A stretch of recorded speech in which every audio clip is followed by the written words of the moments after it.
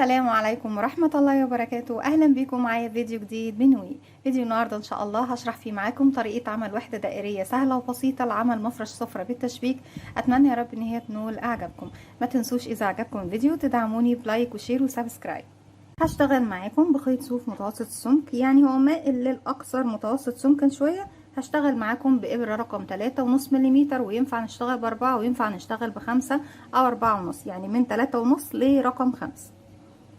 بسم الله الرحمن الرحيم. في البداية هبتدي أكون مجموعة من السلاسل، بسيب مسافة من الخيط وبلف الخيط حلقة على الهواء. بدخل داخل الحلقة بلف الخيط وبخرج منها. طرف الخيط بشده بقفل عقدة البداية.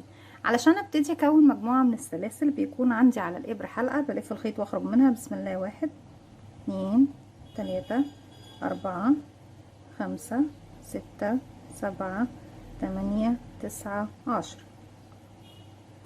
بسيب كل السلاسل اللي اشتغلتها بروح لاول واحده اشتغلتها، بدخل في الحلقه الاماميه. انا بيكون عندي حلقه خلفيه اللي بعيد عن وشي، والحلقه الاماميه اللي قدام وشي بدخل فيها واسحب الخيط واخرج منها، ومن الحلقه الموجوده عندي على الابره بغرزه منزلقه. بالشكل ده كونت دائره مكونه من 10 سلاسل، وخيط البدايه ده هخليه في ظهر السلاسل زي ما احنا شايفين، وهبتدي اشتغل. محتاجه اشتغل داخل الدائره 24 غرزه عمود بلفه واحده.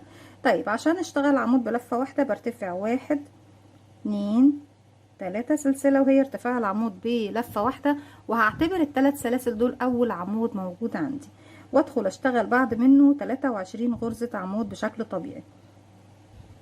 ازاي بشتغل العمود بلفه؟ بيكون عندي على الابره حلقه بلف لفه واحده، لانه عمود بلفه واحده بقى معايا حلقتين. هنزل من تحت السلاسل ومعايا كمان خيط البدايه زي ما احنا شايفين على الابره. هلف الخيط واسحب واخرج. معايا على الابره 3 حلقات، بلف الخيط وبخرج من حلقتين، يتبقى معايا حلقتين بلف الخيط وبخرج منهم. يبقى كده عندي 1 2 3، وبكمل لغايه ما بوصل ل 24 غرزه عمود بلف. العمود رقم 24. نبتدي نعد قبل ما نبتدي السطر الجديد.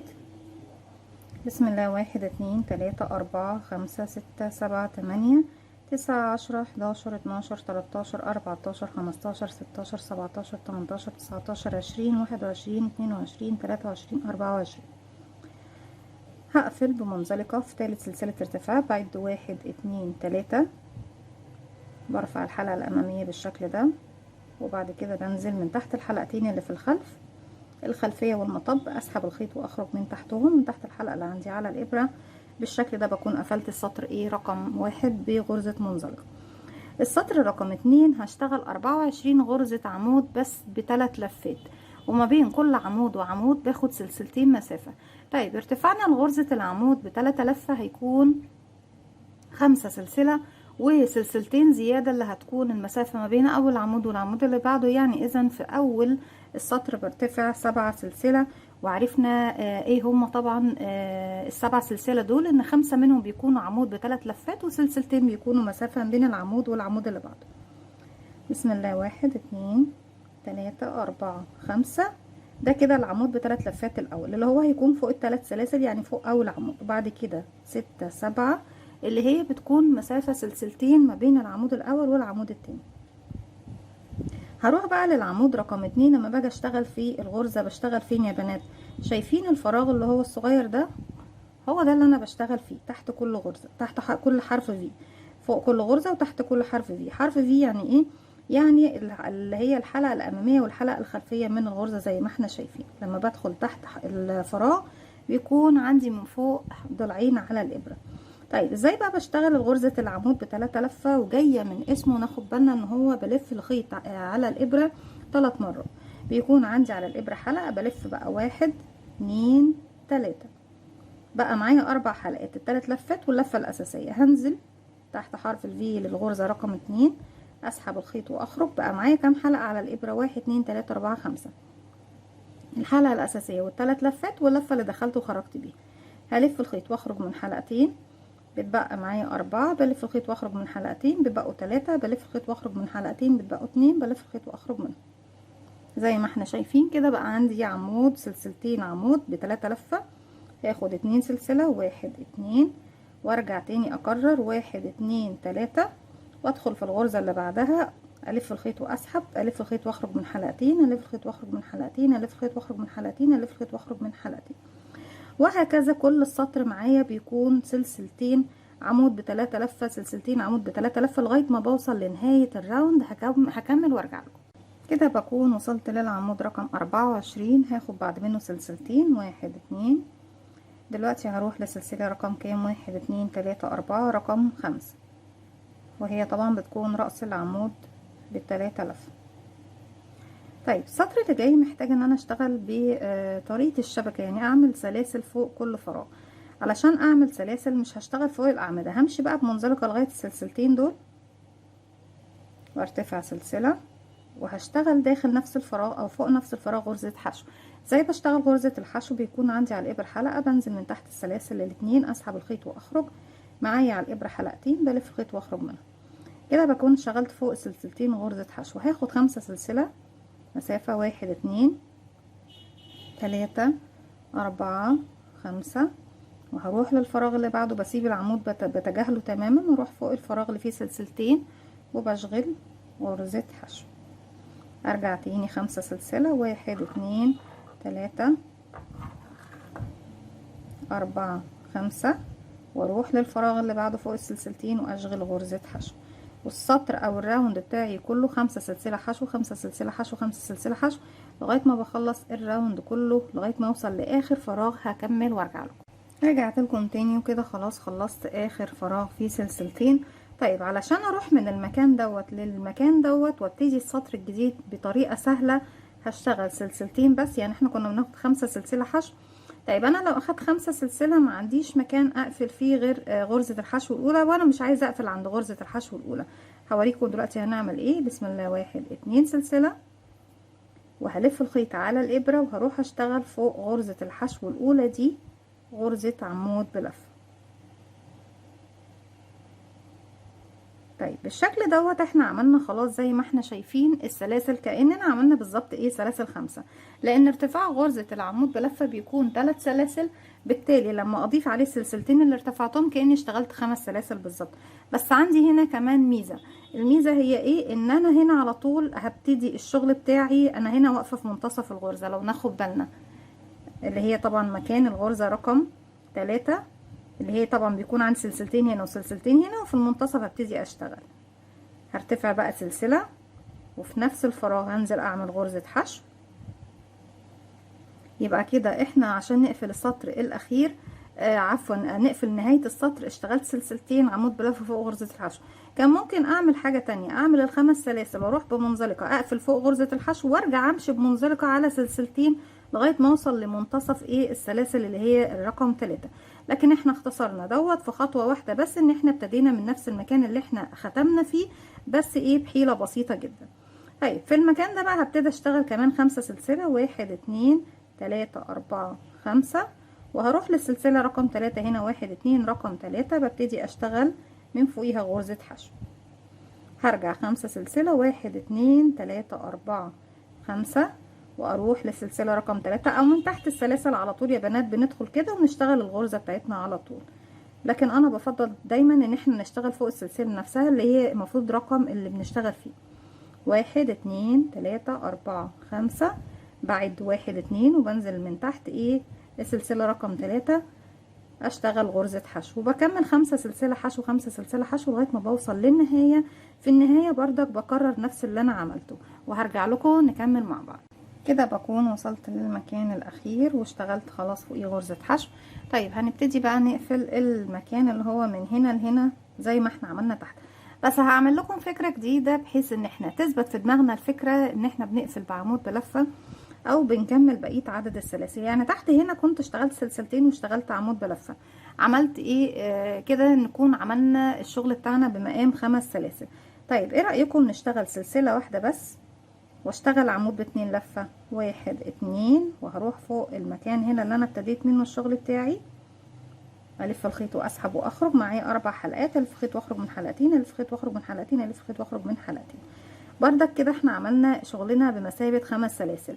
عمود ب2 لفة بيبقى 4 سلسلة ارتفاعه، وسلسلة اللي احنا ايه ارتفعناها، يبقى كده بردك عملنا 5 سلاسل بنفس العدد اللي المفروض كنا بنشتغله كسلاسل بس.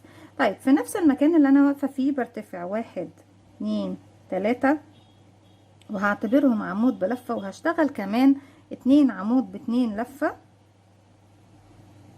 1 2 داخل نفس الفراغ بقى فوق السلاسل دي، اسحب الخيط واخرج، الف الخيط واخرج من حلقتين، الف الخيط واخرج من حلقتين، واخلي معايا ايه الحلقة دي. ارجع تاني، انا كده معايا الحلقة الاساسية بتاعت الثلاث سلاسل الاولى، ومعايا حلقة تانية بتاعت العمود اللي اشتغلته لغاية نصه. هلف الخيط 1 2 وارجع تاني في نفس الفراغ، هدخل اسحب الخيط واخرج، الف الخيط واخرج من حلقتين، الف الخيط واخرج من حلقتين، واخلي الحلقة الاخيرة معايا على الابرة. كده بقى معايا 3 حلقات هلف الخيط واخرج منهم هما التلاتة، 1 2 3. انا كده اشتغلت غرزة كلاستر مكونة من 3 عمود ب2 لفة. العمود ب2 لفة بيكون ارتفاعه 3 سلاسل. طب ليه يا رندا ما ارتفعتيش 4 سلاسل في البداية؟ لان هنا بداية السطر هتكون الشكل مختلف شوية، لاني محتاجة اشتغل غرزة كلاستر. لو بشتغل عمود كامل كنت هرتفع 4 سلاسل، لكن لو بشتغل غرزة كلاستر فبرتفع بس 3 سلاسل. هرتفع 5 سلسلة، 1 2 3 4 5. وهنروح فين؟ شايفين السلاسل الخمسة اللي بعديهم؟ بعد بقى 1 2 رقم 3 بدخل واقفل فيها بغرزة حشو. ارجع ارتفع 5 سلسلة، 1 2 3 4 5. وهنروح فوق السلاسل الخمسة دول هشتغل غرزة كلاستر مكونة من 3 عمود ب2 لفة. هنا انا هشتغل ال3 اعمدة على طول، لان انا هنا مش في بداية السطر. فبلف الخيط 1 2 وباجي من تحت هنا اسحب الخيط واخرج، هلف الخيط واخرج من حلقتين، بلف الخيط واخرج من حلقتين، وبسيب الحلقة الاخيرة. يعني مش هلف الخيط واخرج من حلقتين دول، لا، هسيب الحلقة الاخيرة. هرجع الف الخيط تاني مرتين، 1 2 وفي نفس الفراغ هدخل اسحب الخيط واخرج، الف الخيط واخرج من حلقتين، ارجع الف الخيط واخرج من حلقتين مرتين، بلف الخيط واخرج من حلقتين، واخلي الحلقة الاخيرة معايا. هلف الخيط كمان مرتين، 1 2 وفي نفس الفراغ اسحب الخيط واخرج، الف الخيط واخرج من حلقتين، الف الخيط واخرج من حلقتين، واخلي الحلقه الاخيره. كده بقى معايا الحلقه الاساسيه والثلاث حلقات بتوع الثلاثه عمود ب2 لفه اللي اشتغلناهم لغايه اخر حلقه ما سحبناهاش. هلف الخيط واخرج من الاربعه مع بعض، 1 2 3 4. اول غرزه كان بيبقى معايا 3 فراغات بس، لان هي اول فراغ، غرزه بشتغلها. اما بقيه الغرز اللي هتقابلني هيكون معاكي على الابره 4 حلقات، 1 2 3 4 5. وبروح للفراغ اللي بعده فوق تالت سلسلة، يعني السلسلة اللي في المنتصف بعد 1 2 والسلسلة اللي في المنتصف بعمل فوقيها غرزة حشو. هرجع تاني 5 سلسلة، 1 2 3 4 5، واجي اكون غرزة كلاستر مكونة من 3 عمود ب2 لفة، بعديها 5 سلسلة وغرزة حشو الفراغ اللي بعده، وهكذا بكمل بنفس الطريقة زي ما احنا شايفين. هيكون معايا ايه بقى يا بنات؟ هيكون معايا 12 فراغ فوقيه غرزة حشو، و12 فراغ فوقيه غرزة كلاستر مكونة من 3 عمود ب2 لفة. هكمل لغاية ما اوصل لنهاية السطر وارجع لكم نكمل مع بعض. رجعت لكم تاني بالشكل ده كده، خلاص وصلت لنهاية السطر. اخر حاجة عملتها كانت غرزة حشو فوق السلاسل اللي تحت، وبعدها 5 سلسلة. هروح فوق غرزة بقى الكلاستر الاولانية اللي عملناها اهي، بدخل وبقفل بغرزة منزلقة بالشكل ده. يتكون عندي زي ما اتفقنا مع بعض 12 مكان فيه 12 غرزة كلاستر، وعندي 12 مكان فيه غرز حشو. طيب السطر اللي جاي بيكون عبارة عن ايه؟ هرتفع سلسلة وفي نفس الفراغ هشغل غرزة حشو، وبعد كده هرتفع 10 سلسلة، 1 2 3 4 5 6 7 8 9 10. هروح اشبك فين بقى ال10 دول او اقفلهم فين؟ شايفين انا هنا هسيب ال5 سلاسل وهسيب غرزة الحشو اللي تحت واسيب كمان ال5 سلاسل، وهاجي فوق غرزة الكلاستر واقفل بغرزة حشو زي ما احنا شايفين. انا عملت سلاسل ما بين غرزة الكلاستر دي وغرزة الكلاستر دي، والفراغات اللي تحت دي في النص كلها اللي هي السلاسل والحشو والسلاسل ما اشتغلتش عليه. تاني اكرر 10 سلسلة، 1 2 3 4 5 6 7 8 9 10. بردك تاني هرجع اكرر، هسيب السلاسل ال5 واسيب الحشو واسيب السلاسل ال5، واجي فوق الكلاستر ادخل اعمل غرزة حشو وبكرر دوت لغاية ما بوصل الى نهاية السطر. 10 سلسلة حشو، 10 سلسلة حشو، 10 حشو، 10 حشو، 10 حشو، لغاية ما اوصل لنفس المكان اللي ابتديت منه. هكمل وارجع له. كده بنكون وصلنا لنهاية السطر زي ما احنا شايفين. واخر حاجة بعملها كانت ال10 سلسلة، وبسيب طبعا ال5 سلسلة حشو، 5 سلسلة، وبروح فوق اول غرزة حشو بقفل اللي هي فوق البوب كورن، بقفل بغرزة منزلقة زي ما احنا شايفين. طيب في الفراغ الاول وهبتدي اشتغل فين؟ هبتدي اشتغل في نفس المكان اللي انا واقفة فيه.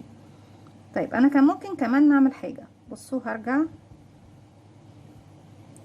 الفراغ ده اهو، وبدل ما اقفل بمنزلقة هشغل على طول مباشرة غرزة حشو.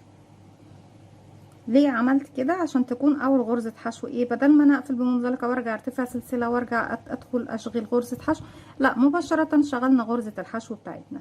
بعديها هرتفع 1 2 3 4 5، وابتدي الف الخيط 1 2، وهاجي هنا في منتصف السلاسل هعد 1 2 3 4، في رقم 5 هدخل هشتغل كده 1، نلف الخيط ونخرج من حلقتين، ارجع الف الخيط واخرج من حلقتين. محتاجة اكون غرزة كلاستر مكونة من 4 عمود ب2 لفة كده. ده اول واحد، نلف مرتين. المرة دي بقى بصوا انا بس مجرد حددت بالغرزة رقم 5، وبعد كده هنزل اشتغل من تحت، علشان خاطر لو انا اشتغلت اول واحدة كده من تحت السلاسل على طول هتبصوا تلاقيها راحة جاية معايا. هنزل من تحت السلاسل، اسحب الخيط واخرج من حلقتين، الف الخيط واخرج من حلقتين، واخلي الحلقة الاخيرة تالت عمود ب2 لفة،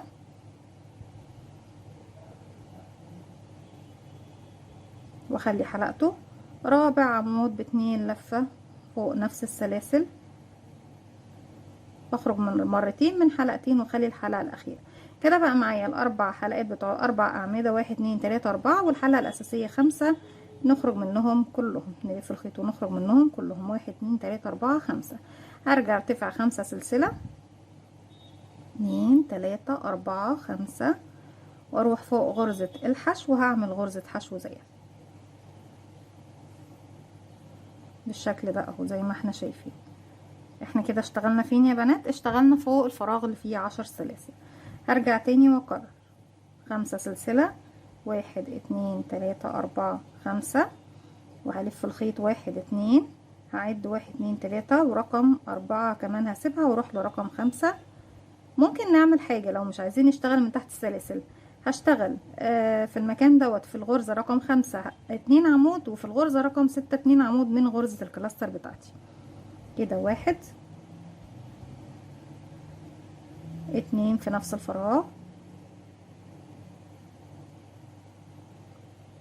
هروح بقى للفراغ اللي بعده واكمل العمودين اللي ناقصين لي في غرزة الكلاستر ايه، مكونة من 4 عمود ب2 لفة كده. 3 4 معايا على الابرة 5 حلقات، وزي ما احنا شايفين غرزة الكلاستر كانت فوق الحلقتين اللي في المنتصف عندي. هلف الخيط واخرج من كل الحلقات واشتغل 5 سلسلة 1 2 3 4 5، وفوق غرزة الحشو بسيب ال5 سلاسل اللي تحت، وفوق غرزة الحشو هعمل غرزة حشو زيها. بكرر كده لغاية ما بوصل طبعا لنهاية السطر ان انا بشتغل 5. بصوا اهو كده اوضح. 5 سلسلة غرزة بوب كورن في عفوا غرزة كلاستر في منتصف السلاسل ال10، ارجع 5 سلسلة حشو فوق الحشو، 5 سلسلة كلاستر، 5 سلسلة حشو، وهكذا لغاية ما اوصل الى نهاية الراوند. هكمل وارجع. رجعت لكم تاني، وفي نهاية السطر هنبتدي بقى نعمل ايه. هروح بعد ما اخدت 5 سلاسل بعد غرزة الكلاستر، بروح فوق اول غرزة حشو اشتغلتها وبقفل فوقيها بغرزة منزلقة. محتاجة امشي ب4 منزلقة على ال4 غرز اللي جايين. بدخل في الحلقة الخلفية، اسحب الخيط واخرج كده. 1 2 3 4. من فوق السلسلة رقم 4 هرتفع سلسلة وبشغل غرزة حشو في نفس الفراغ.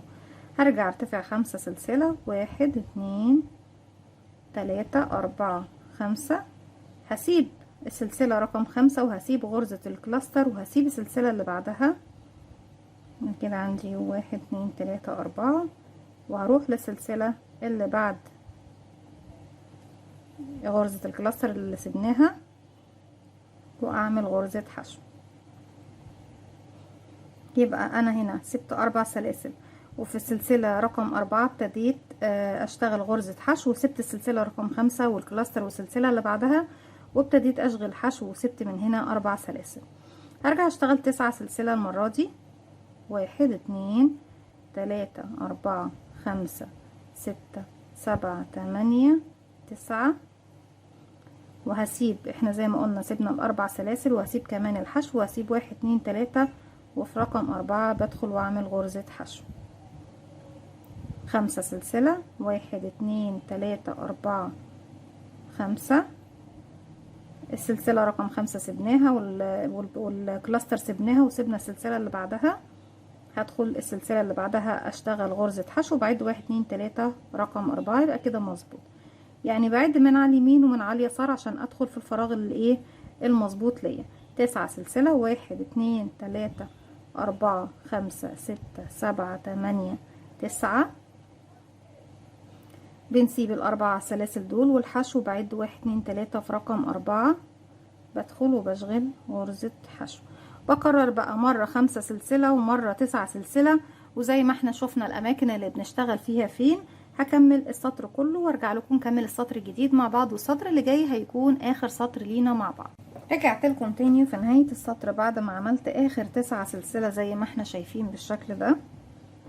طبعا المكان اللي مشينا عليه بمنزلقة انا ماليش علاقة بيه خالص. بروح هنا فوق غرزة الحشو الاولى واقفل بغرزة منزلقة. محتاجة اشتغل في وسط او في منتصف ال5 سلاسل دول، يعني همشي على اول غرزتين بمنزلقة، 1 2. في تالت واحدة بدخل كمان منزلقة وبرتفع سلسلة وبدخل اشتغل غرزة حشو. هرتفع 5 سلسلة المرة دي، 1 2 3 4 5. وبعد ما ارتفع 5 هرتفع كمان 5، 1 2 3 4 5. بس لو تاخدوا بالكم انا حطيت ايدي على الغرزة رقم 5 ليه؟ لاني هعمل غرزة بيكوت مكونة من 5 سلسلة. بعد ما اشتغلت ال5 الاخرانيين هاجي هنا عند الحلقة الخلفية او حلقة من الحلقات والمطب كمان، بدخل واسحب الخيط واخرج منهم، ومن الغرزة اللي عندي على الابرة بغرزة منزلقة اصبح معايا كده غرزة بيكوت. هرتفع كمان 5 سلسلة، 1 2 3 4 5. وهروح فين بقى؟ هروح في منتصف السلاسل ال9 اللي تحت، يعني بعد 1 2 3 4، وفي رقم 5 بقفل بغرزة حشو زي ما احنا شايفين بالشكل ده. طيب طريقة التشبيك بالنسبة للوحدات اللي هتكون جنبيها، هتكون كل 2 من غرز البيكوت دول مع وحدة. يعني هنا انا عندي مثلا ايه، الوحدة دي الغرزة دي البيكوت دي وغرزة البيكوت اللي جاية هيكونوا مع وحدة، والاتنين اللي بعديهم مع وحدة تانية، والاتنين اللي بعديهم مع وحدة تانية، وهكذا. عندنا مثلا هيكون 12 ضلع او 12 غرزة بيكوت، كل 2 منهم هيكونوا مع وحدة من الوحدات اللي جنبينا. طريقة التشبيك بتكون ازاي؟ اني انا برتفع بسم الله 1 2 3 4 5، احط ايدي على الغرزة رقم 5 وارجع ارتفع 1 2 3 4 5.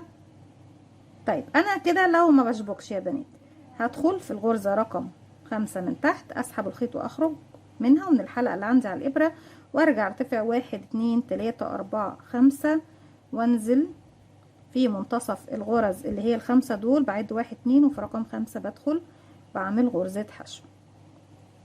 طيب انا كده لو ما بشبكش وبعمل الوحدة الاولى بتاعتي خالص في المفرش كله. طيب انا لو بشبك بقى في الوحدات اللي جنبي، برتفع 1 2 3 4 5، واحط ايدي على رقم 5 وارجع بقى. انا كنت بعمل غرزة البيكوت مكونة من 5 سلسلة صح يا بنات؟ هرتفع 1 2 وهروح نعتبر دي مثلا غرزة البيكوت اللي انا بشبك فيها اهي. هسحب الخيط ده كده واروح للوحدة دي، هاجي هنا من تحتها من تحت غرزة البيكوت، اسحب الحلقة دي من تحتها بالشكل ده، وارجع اكمل سلسلتين 1 2. وطبعا انا عندي هنا 1 2 3 4 5، في رقم 5 بدخل اقفل غرزة البيكوت اللي انا ايه بشتغل فيه بالشكل ده، وارجع ارفع 5 سلسلة 1 2 3 4 5، واروح بقى اشتغل في السلسلة اللي في منتصف هنا غرزة حشو. دي طريقة التشبيك اللي احنا طبعا ايه بنشبك كل غرزة بيكوت في الغرزة اللي بعدها. بس ده طبعا لو انا قصادي ايه غرزة او وحدة تانية. انا كده بس علمتكم في نفس الوحدة اللي انا فيها ازاي بشبك غرز البيكوت في بعضها، وطريقة التشبيك زي ما اتفقنا مع بعض كل وحدتين بيكونوا مشبوكين في الوحدات اللي بعديهم. 1 2 3 4 5. هنا 1 2 بقى هكمل 3 4 5 واقفل غرزة البيكوت بغرزة منزلقة، ارجع 1 2 3 4 5 واروح لمنتصف الفراغ اللي جاي 1 2 3 4 في رقم 5 بقفل بغرزة حشو. بكمل السطر بتاعي كله زي ما احنا شايفين بالشكل ده لغاية ما بوصل الى نهاية الراوند. وزي ما اتفقنا مع بعض وبكرر تاني بنشبك كل 2 بيكوت في الوحدة اللي هي بتكون جنبيها. يعني هنا هيكون في هنشبك الاتنين دول في 2 من الوحدة المقابلة، والاتنين اللي هيكونوا هنا في الوحدة اللي بعدها، والاتنين هنا في الوحدة اللي بعدها، وهكذا لغاية ما نجمع كل المفرش بتاعنا كله مع بعض. دي كانت الفكرة بتاعتي النهاردة او فكرة الفيديو بتاعنا النهاردة، ودي وحدتنا زي ما احنا شايفين. بكمل طبعا السطر الاخير كله بنفس الطريقة. اتمنى ان الفيديو النهاردة يكون سهل وبسيط وان هو ينول اعجابكم. ما تنسوش اذا عجبكم الفيديو تدعموني بلايك وشير وسبسكرايب، واستنوني فيديو جديد من وي. وما تنسوش كمان تفعلوا زرار الجرس عشان يوصلكم مني كل جديد. السلام عليكم ورحمة الله وبركاته.